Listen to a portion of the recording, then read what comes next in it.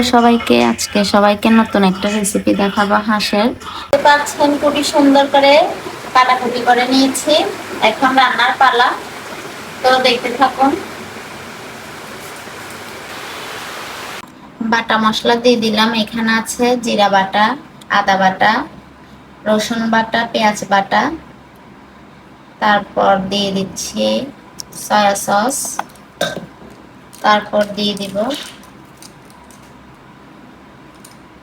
Tomato sauce,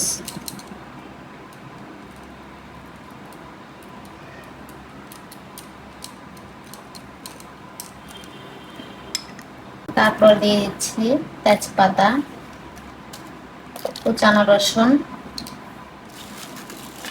কুচানো পেঁয়াজ, তারপর দিয়ে দিচ্ছি খাঁটি সরিষার তেল। আমি হাঁসের মাংস রান্না করলে সরিষার তেল দিয়ে রান্না করি, কারণ এটা টেস্টটা খুব ভালো আসে। তারপর ভালো করে এটাকে ম্যারিনেট করে নিব।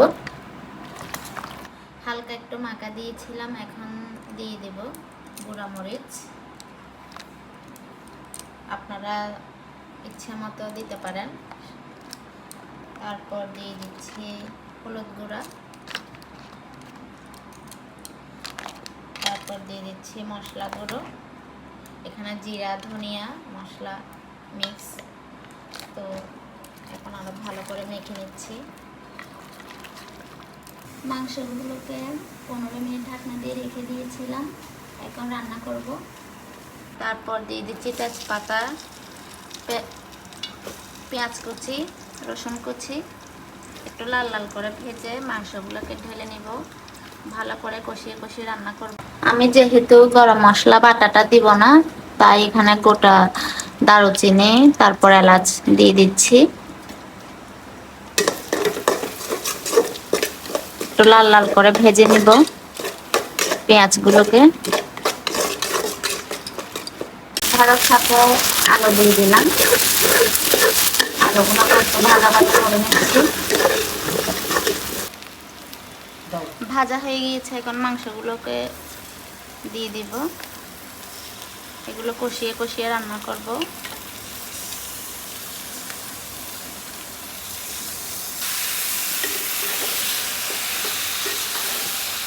এগুলোকে ভালো করে নেড়ে চেড়ে একটু পরপর কষিয়ে নিব।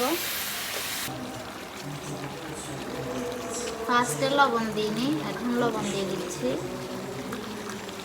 মাংসগুলোকে 15 মিনিট ঢাকনা দিয়ে রেখে দিয়েছিলাম, এখন পানি ছড়িয়ে দিয়েছে, তো লবণটা দিয়ে দিলাম স্বাদ মতো। আপনারা দেখতে পাচ্ছেন খুবই সুন্দর করে মাংসগুলো কষিয়ে নিয়েছি। তেলগুলো উপর উপর হয়ে গেছে, একদম পানি পুরো শুকিয়ে গিয়েছে। তো আমি গরম পানি ঢেলে দিব। ধোয়াটা গরম পানি দিয়ে দিলাম। এখন মাংসগুলো প্রায় 20 থেকে 25 মিনিট রান্না করব ছোট আঁচ দিয়ে।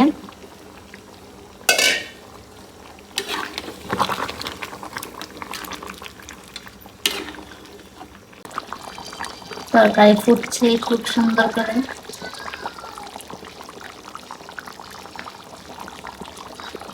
এই তো আমার হাঁসের মাংসের ফাইনাল লুক।